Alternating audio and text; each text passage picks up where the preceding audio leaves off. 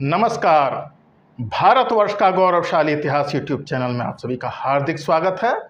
आज की वीडियो में हम सम्राट अशोक के चतुर्दश शिलालेखों में से 14वें शिलालेख के बारे में चर्चा करेंगे। सम्राट अशोक अपने 14वें शिलालेख को उपसंहार के रूप में लिखवाता है। गिरनार से मिले 14वें शिलालेख की 6 पंक्तियों के भाव इस प्रकार हैं।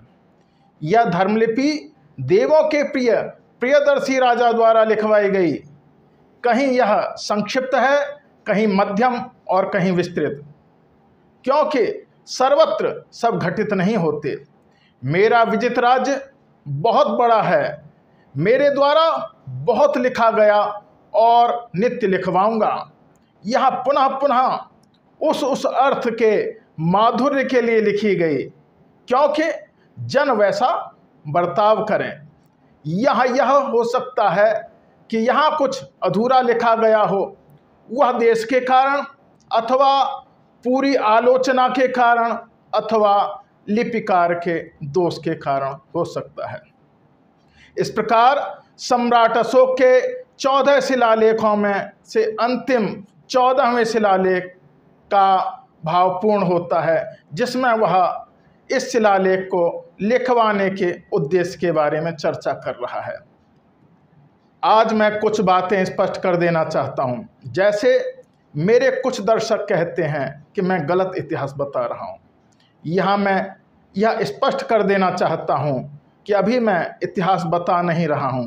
अभी तो मैं आपके सम्मुख केवल इतिहास के उन मूल स्रोतों के बारे में बता रहा हूं जो आपकी पाठ्य पुस्तक में 15 से 25 पृष्ठों में बताए जाते हैं।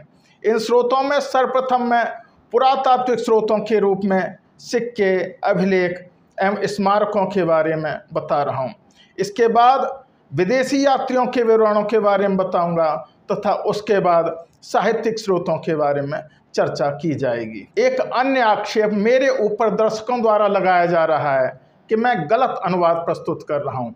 यहाँ पर मैं स्पष्ट कर दूँ कि मैं कोई अनुवाद अपनी तरफ से प्रस्तुत नहीं कर रहा हूँ। सिक्कों के लिए मैं कॉइन कैटलॉग, न्यूस्मेटिक सोसाइटी के जर्नल तथा मुद्रा शास्त्र के ग्रंथों का आश्रय लेकर आपको एक प्रामाणिक जानकारी देने का प्रयास कर रहा हूँ।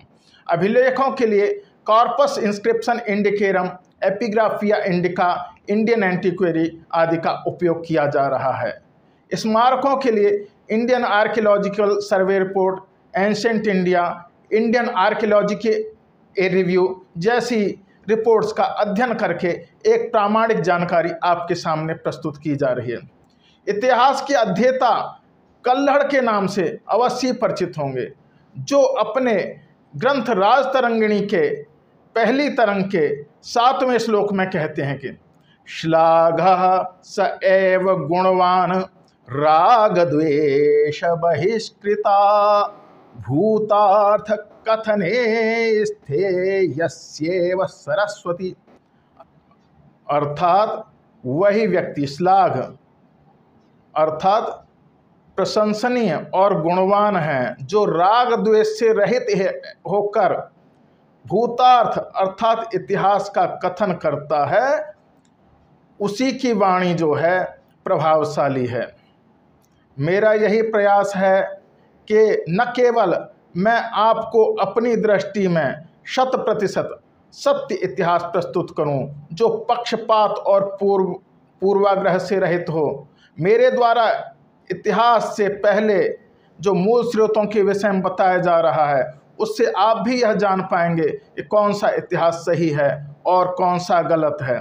इसके अतिरिक्त इन मूल स्रोतों से शोधार्थियों को बड़ी सहायता मिलेगी, जिससे वे शोध कर सकें और प्रतियोगी परीक्षाओं में उत्तरों की गुणवत्ता में भी सुधार आएगा। जैसे आपसे अशोक के धम्म के बारे में पूछा जाए तो आप इन 14 शिलालेखों को सुनकर उसके धम्म के बारे में एक अच्छा और एक प्रामाणिक उत्तर लिख सकते हैं। इस प्रकार हमने आज अशोक के 14वें शिलालेख के बारे में चर्चा की। अगली वीडियो हम अशोक के मास की लघु शिलालेख के बारे में चर्चा करेंगे। मेरे साथ जुड़े रहने के लिए आप सभी का बहुत बहुत हार्दिक धन्यवाद। नमस्कार।